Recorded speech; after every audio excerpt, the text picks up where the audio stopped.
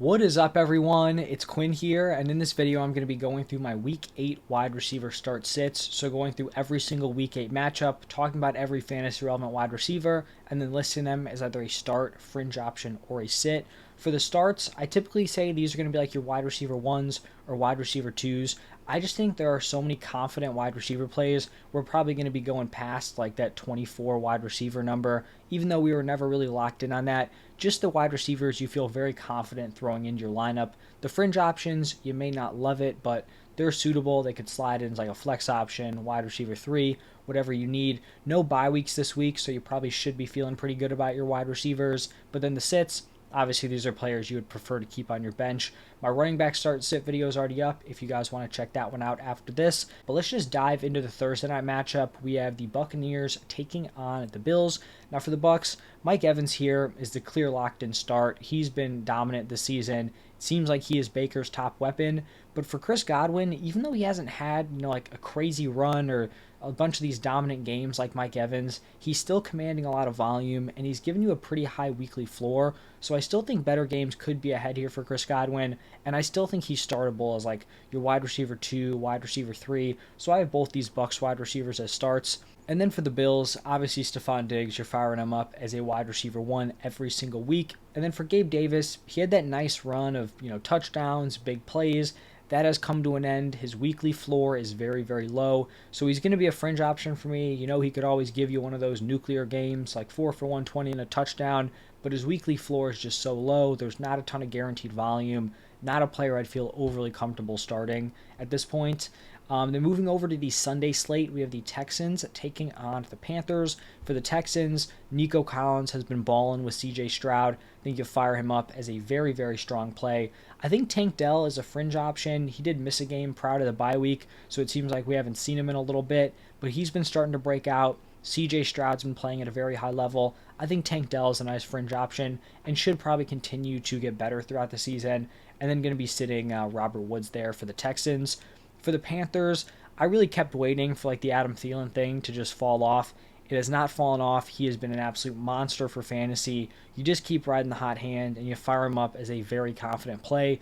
And then you're going to be sitting there number 2 and number 3, DJ Chark and Jonathan Mingo. The next matchup is going to be between the Rams and the Cowboys.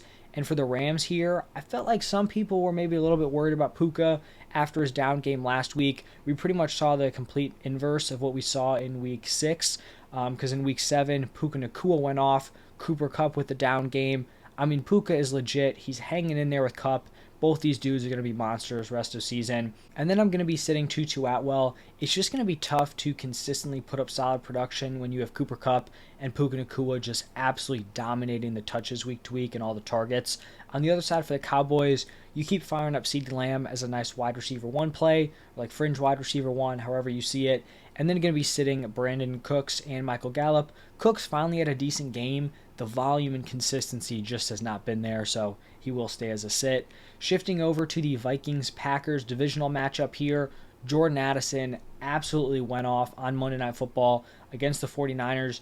You love to see it. You continue to fire him up as a nice like wide receiver 2 option. With Jefferson out, I mean, he does seem to have a pretty high weekly ceiling like we saw last week or yesterday. And then I'm going to be sitting KJ Osborne there. On the other side for the Packers, Christian Watson has not been great, since coming back from injury. I think it's a, combination of Jordan Love in there, not playing at a super high level. I still think he's playable as a fringe option. He is dealing with an injury. I think it's a knee injury. He struggled to stay healthy. If he is able to give it a go, I think he's a fringe option. If Christian Watson is out, then I think you probably bump up Romeo Doubs to a fringe option. But hopefully Watson's good to go and he gets back on track. But hard to list him as a start with what we've seen, since he's played this season. Shifting over to the Saints-Colts matchup. For the Saints, we had Chris Olave driving a little bit too fast. I think that was last night. Assuming he's good to go play this week, which he probably will be, You fire him up as a start. Michael Thomas finally got into the end zone. Good to see. Very, very safe weekly floor. I think he's a nice fringe option. And then Rashid Shaheed, he's made some big plays, just not enough consistency or weekly volume to want to play him in your lineups. For the Colts, Michael Pittman continues to produce kind of a down volume game, but made up for it with a big play. And then Josh Downs. I kind of want to lock in here on Josh Downs. We have seen Gardner Minshew play significant snaps in 5 games, so I think that's his 3 starts. And then the 2 games where Anthony Richardson left early on with injury. In those 5 games, Josh Downs is averaging 14.7 points per game, PPR points per game, and then 7.4 targets a game. So he's very involved week to week. He's producing with Gardner Minshew at quarterback. I feel like he's someone you have to confidently start moving forward, and he could be on waivers in some leagues. That's how kind of slept on he's been. I think he's a nice option moving forward. He's proven he's talented, and he's a rookie, so he could just continue to get better throughout the rest of the season. In the next game, we're going to have a divisional matchup between the Patriots and the Dolphins. Kendrick Bourne has had nice back-to-back performances. Still not really qualifying for me as a fringe option here. Don't know how much we can trust this Patriots offense, these wide receivers. So sitting Bourne, sitting Parker, sitting Juju, and then sitting Demario Douglas. And then for the Dolphins, Tyreek Hill, Jalen Waddle, you fire both of these dudes up. Obviously, Tyreek Hill continues to produce. Jalen Waddle hasn't necessarily had like the boom games I thought we'd get out of him. Seems to be dealing with some sort of back injury, but I still think he's a solid like weekly wide receiver 2 option. Then we're going to have the Jets taking on the Giants. For the Jets, you fire up Garrett Wilson as a start. They continue to feed him. Coming off the bye week, he should continue to get a lot of volume. He's a start. For the Giants, don't really want to be trusting any of these guys. Sitting Jalen Hyatt, Wan'Dale Robinson, and Darius Slayton. I do like to see Hyatt making some big plays, Wan'Dale Robinson commanding some volume, but in terms of actually cracking your fantasy lineup, would definitely look to avoid playing those guys. Then shifting over to the Jaguars Steelers matchup, some nice wide receivers here for the Jaguars. I'm going to be starting Christian Kirk and Calvin Ridley. Now, prior to the Week 7 Thursday night game, Ridley and Kirk were pretty much neck and neck in terms of their points per game, like they were right in the same ballpark. Then on Thursday night, we saw Kirk go 6 for 90 with a touchdown, and then on the other side of the field, we saw Calvin Ridley catch 1 pass for 5 yards. So it seems like that one game has just like created this massive like anti-Calvin Ridley sentiment. I've seen it in my comments, people thinking Calvin Ridley's done, he's cooked, they never target him, all this stuff. And I just think it's way too early to like bury Calvin Ridley at this point. The fact that they were neck and neck, one game cannot just completely swing that entire opinion, because we could go out next week, they have the flip, in terms of their production, and then everyone's going to feel pretty foolish just completely throwing away Calvin Ridley. I think both of these guys are still startable. Now, if this continues to be a trend and we see Calvin Ridley continue to not be involved, then I think we make the change. We bump him to a fringe option or a sit, but I'm not giving up yet. These are 2 top wide receivers on a top offense. I definitely think Christian Kirk should be viewed as the more valuable option moving forward, but I still think Calvin Ridley is definitely playable and is definitely startable. Talked about him as a buy low option, so still very in on Calvin Ridley at this point. Now on the other side, for the Steelers, I feel like there had to be some concern here for Pickens. Played so well with Deontay out, but you have Deontay Johnson coming back. Deontay commands a ton of volume. The Steelers' passing attack hasn't been great. So was there really going to be enough going around for both of these wide receivers to find success? One game into them being back together, the answer was yes. We saw George Pickens get targeted 8 times, caught 5 of them for 107 yards. Deontay was targeted 6 times, caught 5 of them for 79 yards. We saw Pickens and Deontay account for 81% of the team's receiving yards. Now, that's obviously not sustainable, but that's really what you want to see, right? When these teams are target funneling their opportunities to the top weapons, that's perfect. That's what we see the 49ers do. When you got those studs out there, they just force feed those guys targets. That's the ideal way to distribute your opportunities. So I think at this point, both Pickens and Deontay Johnson can be viewed as solid starts here heading into Week 8. Now moving over to the Falcons Titans matchup. For the Falcons, I have Drake London as a start. In previous weeks, I've had him as like a fringe option because you can never really trust the passing volume there for the Falcons. At least that was kind of like the narrative early on in the season. But if we exclude Drake London's week 1 goose egg where he just did nothing, he's averaging 13.9 PPR points per game. Last 4 weeks, he's averaging 14.9 points per game. And then I really like the matchup here against the Titans. teams have really struggled to run the ball against them. I know that's what the Falcons want to do. They want to spam the run with Bijan and Tyler Algier, but this is probably going to be a pretty competitive game. Titans probably going to be without Tannehill. Falcons offense hasn't been lighting it up. The Titans have allowed the 7th most fantasy points per game to the wide receiver position, so I think Drake London's going to have his opportunities. I have him as a start here. For D-Hop, I have him as a fringe. He still has some juice left in the tank here, but if we don't have Ryan Tannehill, Malik Willis did not look good. Who knows what Will Levis will look like at this point. I don't think you can feel great playing him, just given the quarterback situation there. Now, pivoting over to a divisional matchup between the Eagles and the Commanders, I mean, A.J. Brown has been dominant. You fire him up as a high-end wide receiver 1. Devonta Smith continues to be a little bit underwhelming. I'm not panicking. This passing attack has been fine. Devonta Smith should have some better games moving forward. He's still a start for me as like a wide receiver 2. And then sitting Julio Jones. Good to see Julio out there. Maybe he gets his ring. It'd be nice to see, but fantasy-wise, don't think he's going to be super relevant playing behind A.J. Brown and Devonta Smith. Now for the Commanders, I have Terry McLaurin as a start. Early on in the season, it was a little bit concerning how he wasn't commanding a ton of volume. The targets were being spread all over the place. Over the last few weeks, he's had some solid volume. He's given you some nice production, even without getting into the end zone, so you like the weekly floor. I think he's a start here. Probably going to be a game where they're going to have a decent amount of passing volume. So he's a start, and then going to be sitting Curtis Samuel and Jahan Dotson. A lot of love for Curtis Samuel last week in the comments. Just not someone I wanted to rely on week to week. There are always going to be like those veteran wide receivers who, 5-6 weeks into the season, they're averaging 11, 12 points per game. People kind of get excited to start them, and then it just kind of, falls off throughout the rest of the season. I kind of feel like that's what we have here with Curtis Samuel. In the next game, we have the Browns taking on the Seahawks. The Browns quarterback room has really been all over the place. We've got starts from the backups.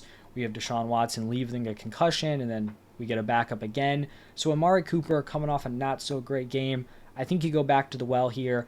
I really think he's a start regardless of if it's Watson or one of the backups. He's still going to be a start. Sitting Elijah Moore. For Elijah Moore, I'd really like to see him get some stable quarterback play because I do think he is playable, but the way it's gone so far, we just haven't gotten it for him.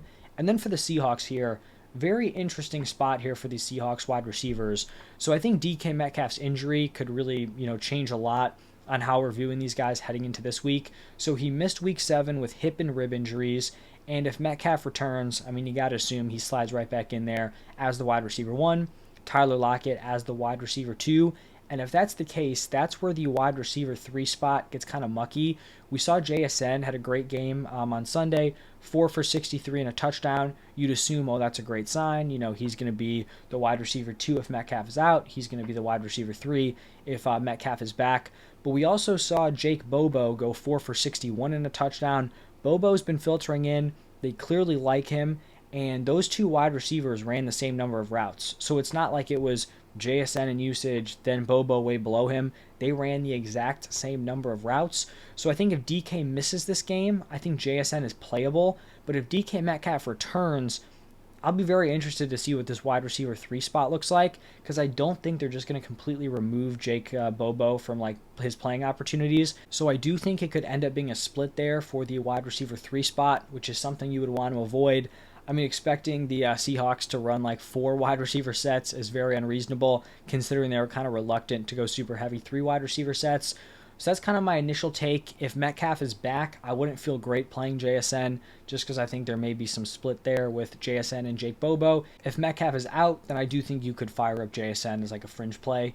In the next game, we have the Ravens taking on the Cardinals. For the Ravens, Zay Flowers continues to be solid, have a pretty high weekly floor. Lamar looked fantastic as a passer on Sunday, so I like Zay Flowers. Going to be sitting Odell Beckham. Pretty much Flowers and Andrews, those are the 2 wide receivers I want here for the Ravens.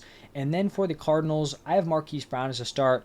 Coming off of 2 not-so-great games, that'll happen. Cardinals are probably going to need some passing volume here against the Ravens. Marquise Brown, plenty talented. Probably not going to have Kyler at quarterback. We'll see. I think he's a start regardless. And then sitting the depth options there with Michael Wilson and Rondell Moore. Then we have the Chiefs taking on the Broncos. And for the Chiefs, I can finally list Rashee Rice as a fringe option here. He's someone I've talked about every week in the waiver wire videos someone I thought could potentially break out moving forward. You saw his best usage this season in week 7. He had a 65% route participation, which, like, compared to other top wide receivers, that is a very poor route participation. But compared to what he has had in previous weeks, that was a great sign. He overtook Sky Moore in routes. He had his best game of the year, 5 receptions, 60 yards, and a touchdown. That's 3 straight games with 11 plus PPR points. I think he's a fringe option, and I think if his role continues to grow, he could be someone who is very viable as like a much more confident play rest of season. And then for the Broncos, can't really love what you've seen out of this Broncos offense. Courtland Sutton keeps getting into the end zone, so it's kind of saving his value. I have him as a fringe option. Sitting Jerry Jeudy, he just hasn't been able to command a lot of volume, and he also hasn't been able to get into the end zone. Looking at the Bengals 49ers matchup, this should be a good one. I like Jamar Chase and T. Higgins as starts. T. Higgins, expecting him to be closer to 100% for this game. Sitting Tyler Boyd. For the 49ers, they're probably going to be without Debo again. I think the initial report was that he'll miss 2 or more weeks. So Brandon Ayuk, you fire him up as a start. Juwan Jennings will probably see some opportunities, but not someone I want to rely on in my fantasy lineup. Then Sunday Night Football, Bears taking on the Chargers. For the Bears, seems like Justin Fields is doubtful for this one. Bagent looked solid. He fed DJ Moore the ball. Didn't have a crazy game, but it was fine for PPR standards. I think Moore is a nice option here. Chargers typically, kind of get destroyed through the air. Then looking at the Chargers, obviously Keenan Allen, you fire him up as a locked-in start. And then I also think Josh Palmer kind of deserves a start designation here. Over the last 4 weeks, he is averaging 13.4 PPR points, and he's had at least 60 yards and 7 targets in all 4 of those games. So solid floor, pretty decent matchup here against the Bears. I like him as a start. And then the final game of the week, Raiders taking on the Lions. You fire up Devontae Adams. I know he hasn't had a great run. He's still a wide receiver 1. And then for Jacoby Myers, it seems like every week, I go on and I talk about how he's a great option if Jimmy Garoppolo is starting. I think I just got to give my respect to Jacoby Myers as a player. He is a very, very good wide receiver. Patriots totally sold letting him leave. I'm pretty sure they paid him and Juju the same money. So we saw him produce even without Jimmy G. We do get Jimmy G back, but I think we just got to recognize these are 2 very talented wide receivers here. This is not just like, oh, the quarterback likes Jacoby Myers. Jacoby Myers is a very good NFL wide receiver. And then for the Lions, Amon-Ra St. Brown with some crazy volume over the last 2 weeks. You continue to fire him up as a very confident wide receiver 1, and then sitting Josh Reynolds and Jameson Williams. That is going to wrap it up for all the Week 8 wide receivers. Hopefully you guys enjoyed the video. If you did, hit that like button, subscribe to the channel. Thank you all for stopping by, and I will see you in the next one.